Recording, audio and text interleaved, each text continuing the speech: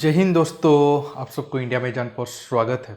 कल शाम को तो आपको पता होगा जो हम नहीं चाहते थे जो न्यूज आए वो आ गया। हालांकि सच बताऊं, मेरा दिल में काफ़ी उम्मीद था कि जब रिपोर्ट आ गया था कि नहीं 14 में से जो हमारे 13 जवान थे वो शहीद हो चुके हैं या फिर उनका बलिदान हो चुका है। हालांकि ये दुर्घटना हुआ है, ये कोई वार ग्राउंड नहीं था, लेकिन फिर भी मैं उनको शहीद ही मानूंगा क्योंकि सर्विस करते वक्त या फिर अपने ड्यूटी करते वक्त वो देश के लिए जान दिए हैं। हालांकि अभी तो माना जा रहा है कि नॉर्मल दुर्घटनाग्रस्त ही हुआ है। अब आपको पता होगा एक वीडियो भी अभी जस्ट 10-15 सेकेंड का वायरल हो रहा है और उसमें देखकर लग रहा है कि जो वेदर कंडीशन था उस एरिया में बहुत अच्छा नहीं था।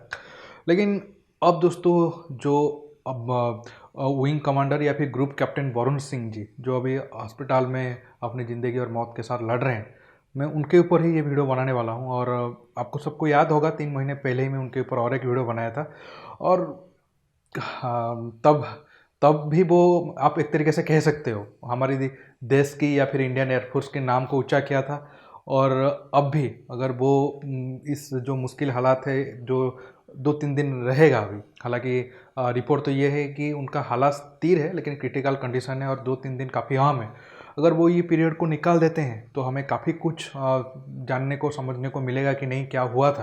हालांकि ब्लैक बॉक्स को अभी एयरफोर्स वालों ने उसको लेकर गए हैं और उससे भी बहुत सारा डाटा मिल जाएगा। लेकिन अगर हमें वरुण सिंह जी सही हालात में मिल जाते हैं तो बहुत कुछ पता चलेगा और बहुत सारे जवाब, जो सवाल का जवाब हमें अभी तक नहीं मिल पाया है वो मिलेगा। आपको मैं कल बताया था बिपिन रावत जी 2015 में भी नागालैंड के दीमापुर में चीता हेलीकॉप्टर उनका क्रैश हो गया था। हालांकि वो एक अलग बात थी क्योंकि जब वो लैंड कर रहे थे तब क्रैश हुआ था, जस्ट क्रैश साइड था। तो हालांकि उनको इंजरी तो आई थी लेकिन कोई बहुत बड़ा प्रॉब्लम नहीं हुआ क्योंकि अचानक आप रेस्क्यू करके उनको हॉस्पिटल में एडमिट किया गया था। बाद में वो ठीक होकर सर्विस में दिए थे।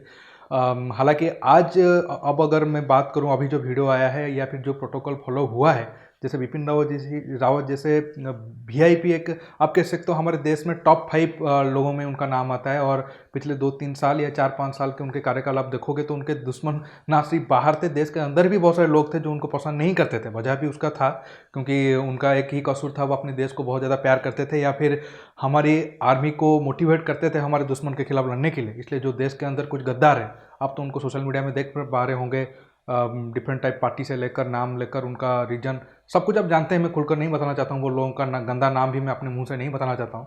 और उस लिस्ट में ऐसे भी कुछ लोग हैं जो फिर आर्मी में अपना मतलब सर्व कर चुके हैं 20-30 साल। ऐसे भी लोग हैं, मैं समझ नहीं पा रहा हूँ अगर जंग कभी होता है इस 20-30 साल में, ये लोग अगर जंग के मैदान में होते तो शायद ये गोली दुश्मन के ऊपर ना चलाकर अपने जवानों के ऊपर ही फायर कर देते। ऐसे गद्दार आर्मी में क्यों जाते हैं मैं समझ भी नहीं पाता हूँ। और सरकार और हमारी जो इंटेलिजेंस एजेंसी है ऐसे लोगों के ऊपर ध्यान रखना चाहिए। और बाकी अभी जो ऐसे भी लोगों पर ध्यान रखना चाहिए जो अभी सर्विंग टाइम में है, क्योंकि ऐसे लोगों की कमी नहीं है। छोड़िए, वो एक अलग टॉपिक हो जाएगा अगर हम उस पर बात करेंगे तो। देखिए, वरुण सिंह जी के ऊपर मैं आपको बताया था वो तेजस जेट को कैसे क्रैश होने से बचाया था या फिर हमारी इंडियन एयरफोर्स या फिर भारत के नाम को ऊंचा किया था। और उन्हीं के वही अच्छा काम के लिए उनको प्रमोशन दिया गया था और एक तरीके से वो अब बिपिन रावत जी का जो वीआईपी हेलीकॉप्टर था उसका पायलट बने थे। लेकिन अब वो तेजस जेट के तो क्रैश होने से बचा दिया लेकिन MI-17 को क्रैश होने से नहीं बचा पाए। अब वो हॉस्पिटल में है। हालांकि अब अगर आप नहीं जानते हैं वो तेजस जेट को कैसे क्रैश होने से बचाया था, मैं आपको 1 मिनट में उनका स्टोरी बताया था। देखिए, अब जैसा आप जानते हैं तेजस जेट आगे आने वाले टाइम में इंडियन एयरफोर्स में एक अहम भूमिका निभाएगा क्योंकि तेजस जेट की बेस पर ही हम बहुत सारे और फाइटर एयरक्राफ्ट को अपने देश में बनाएंगे। अब तेजस जेट का एक रिकॉर्ड है, हालांकि बहुत ही कम नंबर पर अब फाइटर एयरक्राफ्ट हमारे पास है। अगर हम 123 डील की बात करें तो 20-22 हेलीकॉप्टर ही सॉरी तेजस फाइटर एयरक्राफ्ट ही अब हमारे पास है। लेकिन उसका अच्छा खासा फ्लाइट रिकॉर्ड मौजूद है या फिर जो भी हमारे पास है वो आसमान में काफ़ी फ्लाई किए हैं। लेकिन बड़ी बात यह है अभी भी एक भी फाइटर एयरक्राफ्ट लॉस नहीं हुआ है, जो दिखाता है कि हमारे देश के अंदर जो फाइटर एयरक्राफ्ट बना है वो कितना अच्छा है। लेकिन 2020 की घटना है, तब जब अचानक ग्रुप कैप्टन तब थे वो वरुण सिंह जी, वो फ्लाई कर रहे थे, उनका अचानक जो कॉकपिट प्रेशराइजेशन सिस्टम है वो फेल कर गया। और ये एक छोटी बात नहीं है क्योंकि कॉकपिट प्रेशराइजेशन सिस्टम का काम ये होता है, आप जानते हो जब आप आसमान में इतना तेज़ी से फ्लाई करते हो तो प्रेशर, हवा का दबाव बाहर जो होगा, आपके जो फाइटर एयरक्राफ्ट है उसके कॉकपिट के अंदर वो अलग होगा। तो जो कॉकपिट प्रेशराइजेशन सिस्टम है वो मैनेज करता है कि नहीं, जो पायलट बैठा है उसको एक अच्छा एनवायरनमेंट मिले और हवा का दबाव, प्रेशर सब कुछ नॉर्मल रहे, ताकि उसे कोई प्रॉब्लम क्रिएट ना हो। लेकिन जब कॉकपिट प्रेशराइजेशन सिस्टम फेल हो जाता है तब क्या होता है कि अचानक हवा का दबाव या फिर प्रेशर बढ़ जाता है। तो उस टाइम में आपके ऊपर इतना सारा मतलब आप काम ठीक से नहीं कर सकते हो, प्लेन को अच्छे तरीके से फ्लाई नहीं कर सकते हो, बहुत सारा प्रॉब्लम आपको फेस करना होता है। लेकिन फिर भी वो फ्लाई करते रहे और कुछ मिनट के बाद जो तेजस का था फ्लाइट कंट्रोल सिस्टम, वो भी फेल हो गया। मतलब एक तो जो कॉकपिट के अंदर जो एक ह्यूमन बॉडी के लिए जिस हिसाब से इन्वायरमेंट होना चाहिए था वो नहीं है। फिर आपका जो तेजस एयरक्राफ्ट है उसके ऊपर कंट्रोल भी नहीं है। मतलब प्लेन कब बाएं जा रहा है, दाएं जा रहा है, ऊपर नीचे, कुछ भी आपके हाथ में कंट्रोल में नहीं है। ऐसे सिचुएशन में पहला काम ये करते हैं जो पायलट प्लेन को उड़ा रहा है, चाहे वो कोई भी फाइटर एयरक्राफ्ट हो, जैसे कितना भी बेहतरीन, कितना भी ताकतवर फाइटर एयरक्राफ्ट क्यों ना हो, वो पहले निकल जाते हैं, पैराशूट के जरिए वो इजेक्ट कर जाते हैं। लेकिन फिर भी विंग कमांडर तब जो वरुण सिंह जी थे, वो प्लेन को आखिर वक्त तक कंट्रोल करने की कोशिश की और लैंड करने में कामयाब भी रहे। और तब वो ऐसा इसलिए किया अपनी जान को जोखिम में डालकर। हो सकता था आखिर वक्त में वो प्लेन को कंट्रोल भी ना कर पाते और प्लेन क्रैश होकर उनका जान तब 2020 में ही चला जाता।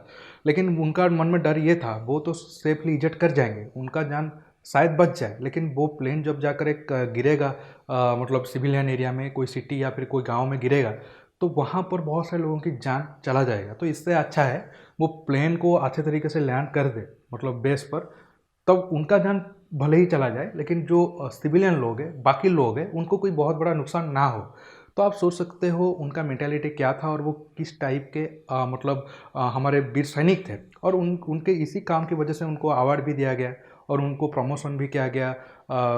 तो उसके बाद वो हमारा CDS जी के जो बिपिन रावत जी के उनके टीम में आए और उनके प्लेन को वो उनके Mi-17 हेलीकॉप्टर को उड़ा रहे थे। लेकिन प्रॉब्लम ये हुआ कि आज शायद वो कोशिश किए होंगे ज़रूर कि वो जो Mi-17 हेलीकॉप्टर है उसे क्रैश कैसे ना होने दिया जाए, या फिर जब ऐसा सिचुएशन आता है Mi-17 को एक प्लेन एरिया में लैंड करने की कोशिश किया था। लेकिन वो आप देख पा रहे होंगे वीडियो में, या फिर आप न्यूज़ अगर आप देखोगे, वो काफ़ी माउंटेन एरिया है, वेदर कंडीशन भी बहुत ख़राब था। पता नहीं चल रहा है कैसे ऐसे बैड वेदर में एक इम्पोर्टेंट हमारे देश के एक VIP मिलिट्री पर्सनल को अलाउ किया गया कि वो फ्लाई करके जाए। फिर भी दोस्तों, अब आप प्रे करिए वो बिल्कुल सही सलामत इस जंग से जीत जाए, फिर से वो ठीक हो जाए और हमारे पास आ जाए। ठीक है, हम इस लड़ाई में या फिर इस दुर्घटना में हमारे जो मेन जनरल थे या फिर हमारे जो सबसे प्यारे आदमी थे उनको तो खो दिए, लेकिन वरुण सिंह जी अगर सही सलामत इस लड़ाई से निकल आते हैं और मौत को मात दे देते हैं तो काफ़ी हद तक एक दिल को सुकून मिलेगा। चलो ठीक है, बाकी तेरा हमारे वीर जो बेटे या फिर बेटी थे उनको तो हम खो दिए, लेकिन कम से कम हमारे पास वरुण सिंह जी तो ठीक ठाक है। बाकी इस पर बहुत सारे थ्योरी चल रहा है, बहुत सारे सवाल उठ रहा है कि नहीं इस देश का हाथ हो सकता है, ये हो सकता है, वो हो सकता है। इसके ऊपर और थोड़ा बाद में आऊँगा, क्योंकि सच बताऊँ तो जब से ये न्यूज आया है मैं भी बहुत मेंटली डिस्टर्ब्ड हूँ और कोशिश करूँगा शाम को इस टॉपिक पर और कुछ वीडियो बनाने के लिए। बाकी दोस्तों रुकता हूँ, बहुत जल्द और एक नया टॉपिक के साथ मिलूँगा। आप वीडियो को लाइक शेयर करने के साथ साथ अपने दोस्तों के साथ शेयर करना अगर आपको अच्छा लगा तो। नमस्कार, जय हिंद।